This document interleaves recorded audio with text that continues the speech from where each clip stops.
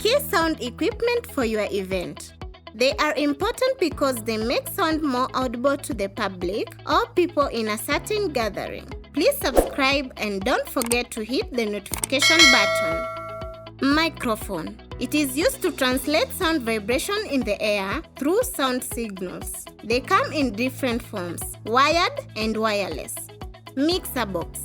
A mixer is used to combine audio signals, sound recording, and reproduction. They are used when many microphones are connected to speakers. Speakers. They are connected to microphones and mixers to provide sound to a wide number of audience in a gathering. So if hosting a big event, you will require speakers. Amplifiers.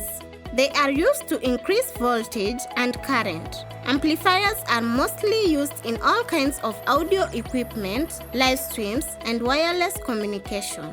AV receiver.